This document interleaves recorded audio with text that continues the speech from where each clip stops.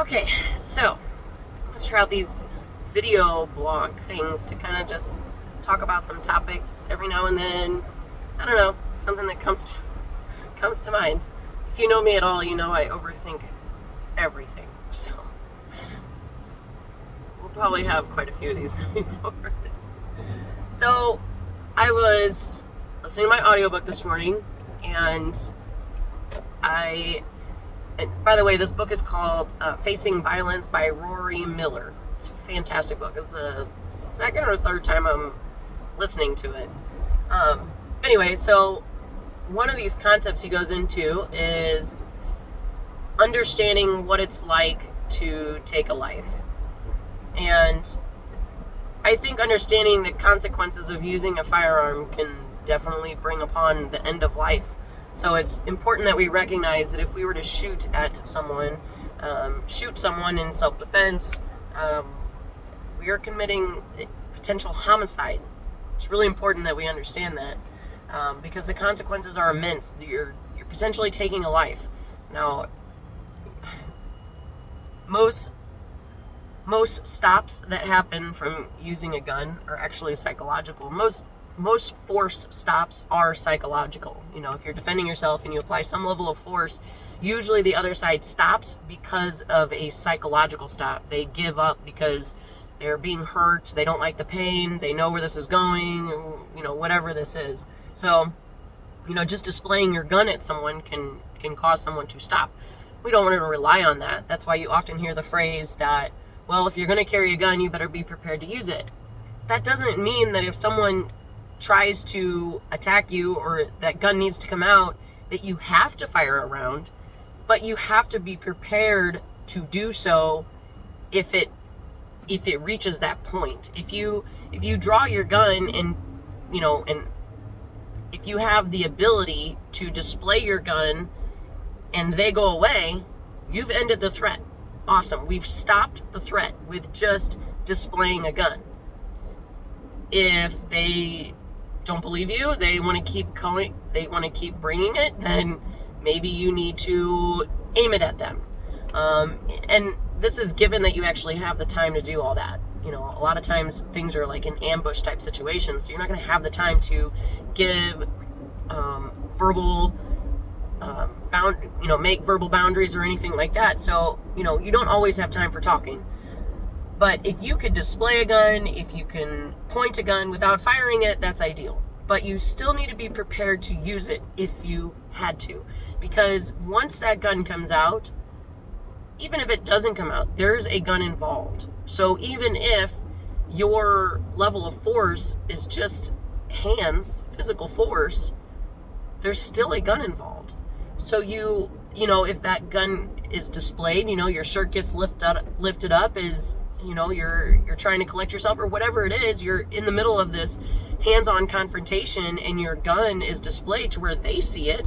Now that becomes a weapon that both you and them have access to.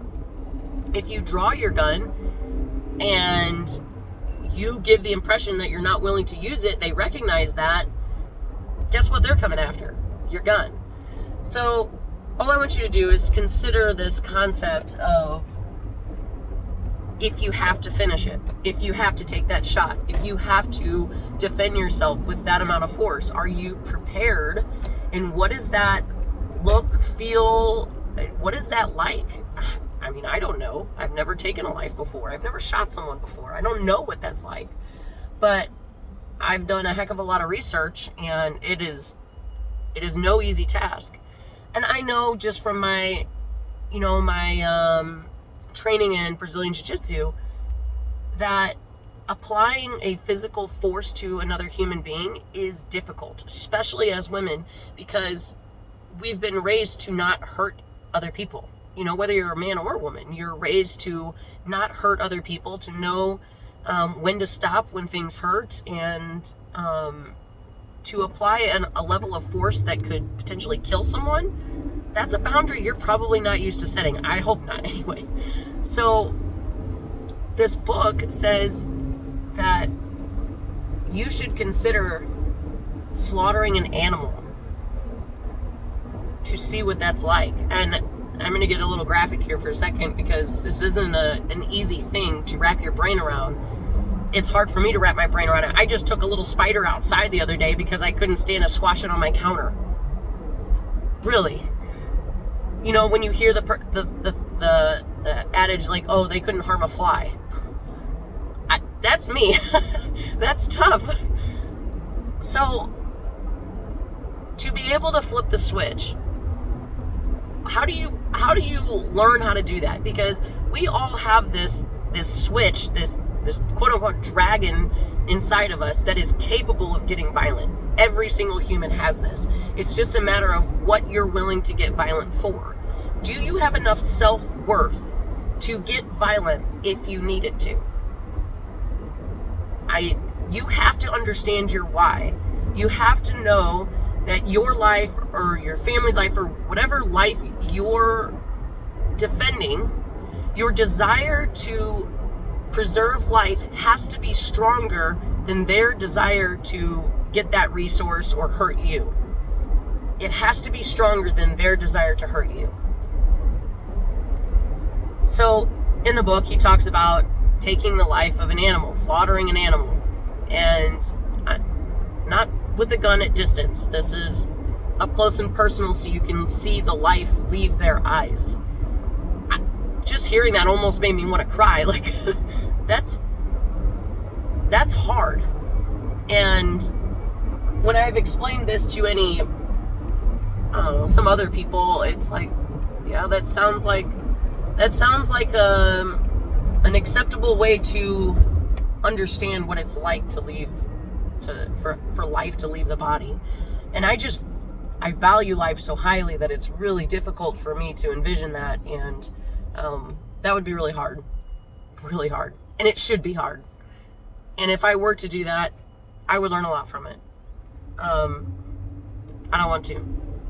I'm not saying I'm going to. I don't even know how to do that. Like, I just go to the farmer down the street and like, hey, can I slaughter one of your pigs? So, one of the things that we talk about in our Women's Awareness and Safety class, and then also at the Gracie Women's Self-Defense Workshop that we team up with them for, is getting the ability to flip the switch physically. You know, a gun is one thing, right? That's the ultimate consequence. But to even just be able to get physical with another person. You know, when you come to a Women's Awareness and Safety class, or you come to the Gracie workshop, what you're learning, a majority of it, is how to flip the switch. If, you know, one of the things we practice is someone grabbing your wrist and trying to pull you somewhere, or someone getting their hands around your neck. If that's never happened to you before, and if you've never thought your way through how to solve the problem, or you've never thought your way through the fact that you could even get out of it, you know, most people think a full frontal choke is like, you're done, right? That's not even close to being true. So, come to the class, you'll find out. But what I'm saying is a lot of the times that class is just allowing your brain to go that direction. Your body can't go where your brain's never been. So you need to be able to flip that switch, and you got to do it by practicing. Maybe you start by just practicing setting boundaries. Find a friend or a spouse or whatever, have them just randomly walk up to you all angry like, and you tell them to stop. All you got to do is just say stop. You're going to feel so weird. It feels goofy. It's like, oh, this is silly. You got to practice doing all the parts of it. You got to practice standing up straight, looking people in the eye, telling people to stop, setting good boundaries. If someone comes up and puts their arm around you and you don't like it, you got to be okay with saying, hey, why don't you take your arm off me? I don't like that. These are difficult things to do. Setting boundaries is difficult, but you can do it. You got to practice. But it's all the start to flipping the switch. So, anyway, that's my rant for today. You guys have a good day.